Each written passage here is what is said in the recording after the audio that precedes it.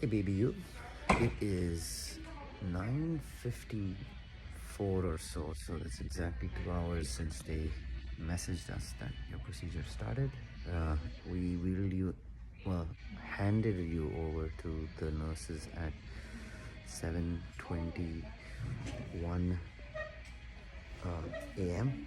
I remember seeing the clock just after it happened. So unlike with Vivan, where one of us was able to go into the operating theater with him until they gave the anesthesia, with you, you were taken by the nurses itself. So it's 2 hours since you started. We know the procedure takes about an hour each year, so you should be done in both your ears at this point. So another 30 minutes, 45 minutes with cleaning up, removing all the electrodes and devices and stuff like that. You should be out, or at least I should be in to see you in about 45 minutes, anticipating, or within the hour. If you were crying the whole time, I mean, I think it's because you were probably very hungry. Of course, new place and all that stuff as well. You 11 p.m. was supposed to be your last feed, but you had drank at like 9 and 10, so 11 you had a little bit, so you didn't get that last tank full. And then 3 a.m. was your last water opportunity. Woke you up, then you had about an ounce, and then you sleep on your belly, so you rolled into your over to your belly, put your hands under your arms, under your chest, and you just kept sleeping. Kept turning you and trying to give you water, but you just kept doing that. So that means you were quite hungry in the morning. Also a little bit, new place, and Mom and Vivan were not around. It was just Papa. But anyway, so should be done soon enough. What can I tell you? I think, not typed. Took a video earlier in the day. Hope it's clear enough, but in summary, we found out about you potentially having some sensorineural hearing loss right after you were born, because they did a newborn hearing test and you didn't clear it. It could be for many reasons, earwax and things like that, but because with what happened with Vivan, we had some doubts. Anyway, 2 weeks later, we came here to the same building, 240 East 38th Street, 14th floor, that's where your audiology is. And you didn't clear. We repeated it about 3 months. You didn't clear it then too, so aligned with Cochlear Institute, they did their behavioral testing, their own testing as well. Things moved really quickly. So by 5th month you had started, 6th month you were done, surgery was aligned, and now you're just over 6 months. 6 months and a week, I think. Yeah, 6 months and a week, and your surgery is complete. So activation is planned on March 17th. 18th, I think Koopa is here, so he'll be there for your first hearing.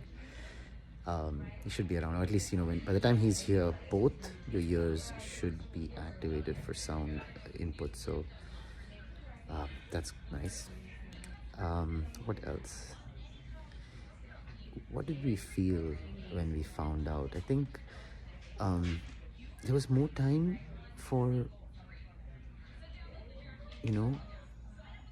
sadness a little bit than what we had with Vivan. Or not necessarily time, but I think there was more it's not sadness necessarily, it was a little bit of us, how would I put this, us feeling maybe we did not do right, did we do something wrong? Did we, I don't know, did we do something wrong? In the sense, I think, we knew what happened with Vivan. Could we have done something different? Looking back, I don't think, at most we would have probably accelerated some genetics testing, maybe slowed down, but I don't think we would have changed. If I were to do this all again, I don't think we would have changed anything much. But nonetheless, with Vivan, it was new, it was more shocking, more, what do we do? But as you'll know by the time you watch this, or by the time um, you're old enough to have watched this and you know the stories, you know that like with Vivan, we switched from finding out to resolution very, very quickly, like just overnight. Like when we found out, next day we were at the appointments, doing testing and stuff like that. So we didn't have that's why I said the time factor earlier, is because we didn't there was no time in between us finding out and us starting to move down the direction of figuring out the testing and the plan and learning ourselves. It was a big learning, right? We had no idea about cochlear and stuff like that. So with you, it's we had the time, so we knew right after, and then we had that 2 weeks to confirm it. So there was that time about thinking and what's going to happen, and there was nothing we could do until 5th or 6th month if it was to be. So Yes, ma'am. so yeah, I'm sorry, I mean, I used the word time, but yeah. Anyway, so with you, we knew straight away. We had that couple of weeks and a couple of months, and even going in, this was the case that we would have to start a journey at a certain point, so the 5th month or so. So yeah, we even though we had that initial kind of what are we going to not what are we going to do, sorry, it's more about like why, and again more on us. But we again, and this was one of the first kind of messages I remember that not messages but things me and Poonam spoke about, is we just, the good thing is we know exactly what the steps are. What steps are we going to do? What do we need to do specifically? Called up cochlear, called up early intervention. Everything was lined up immediately because we knew exactly what to do, what to expect, what it's going to be like, what the feeling is, everything was lined up because of the experiences we had with Vivan. So it was different that way. Like we felt more confident that we can make sure that you get this chance, right? You get this opportunity, this chance to hear. So we made sure that this time we go as fast as we can. So you're, I think, a couple of months ahead of Vivan's similar timeline. And of course with Vivan, as you'll know when you watch this, that he had cleared his newborn hearing. So for that it was more of a really trying to figure it out. With you it was quite immediate. So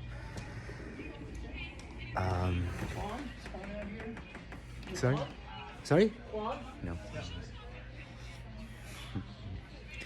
I am in the waiting room, so that's why I have to wear this mask. If I have the opportunity to take a video like this again, I'll make sure my hair strands are good but also that I should not wear a mask. What else? So that's how did we feel, what you were feeling like today.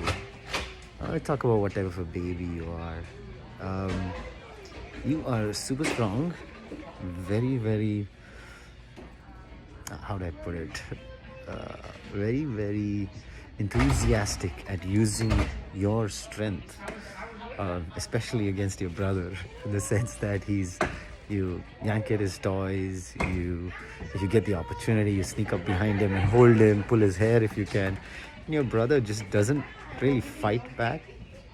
In fact, especially with the hair pulling, everything else he manages himself. Poor chap, like he doesn't cry or push you or hurt you in any way, shape or form. But with the hair, yeah, of course it's painful, right? Someone pulls your hair. That's where he's like, Mama. But you're strong. You make insane eye contact. Like you're constantly looking at people, and I think your mom, I know your mom will agree to this because she keeps saying it, that you just stare at me all the time. Like you're just always looking for my attention. When I'm working, you somehow get an opportunity to kind of get to, my peripheral vision at least, and you just wait.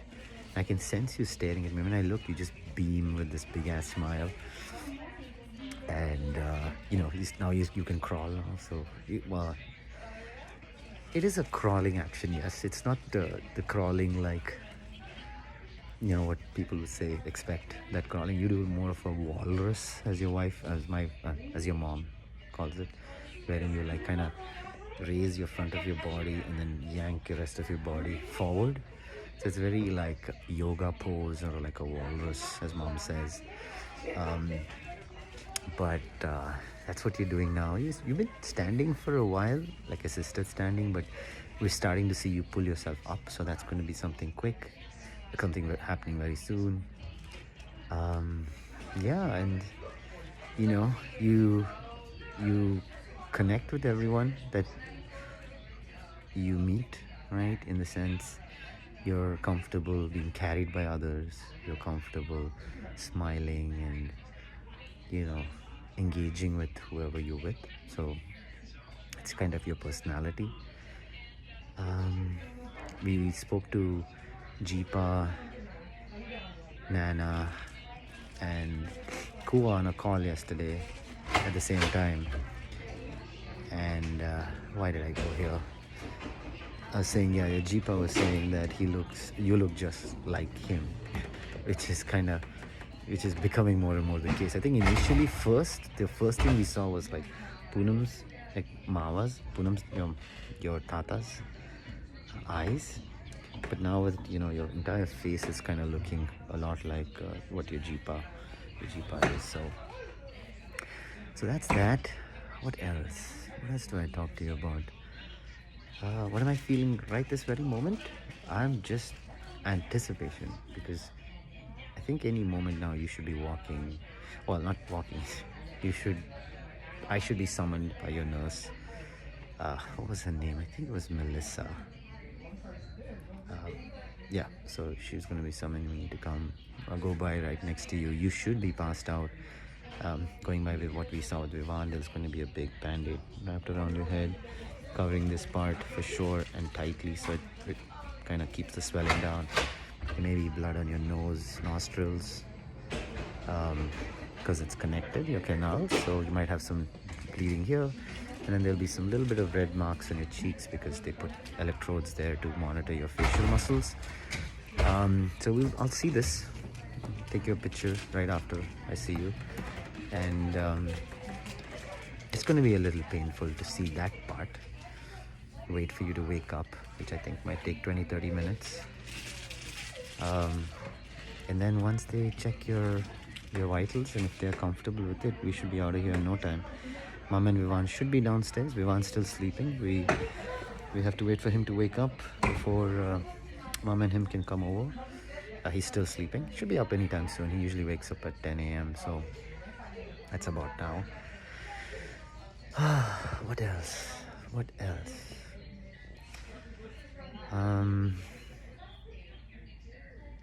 That's it really. I think, I can't wait. I just really can't wait. So, you are going to be a good teammate to your Anna, your elder brother, to Vivan. We're going to, love it that he has you and you have him. You're going to, we're going to do our best. We will make sure that we give you every opportunity that we can and you deserve. So we will work hard to encourage you to talk, and you're starting so early that I think you're going to be quickly on par with your peers in terms of, because at 6-7 months is when kids start to process the sound and know what it means and people's calls and all that stuff. So the timing is exquisite for you. So yeah, we're just excited about everything. It's just excitement. Oh, I started saying what am I feeling, right? I think it's excitement that weeks from now we're going to flip a switch and it's going to be beautiful for you from a sound perspective. We'll go to India then. You'll spend time with family. Will, yeah, I think that's about it, sir. Let me know if you have. I was actually going to say, let me know if you have any questions, but when you do have questions when you watch this video, feel free to ask.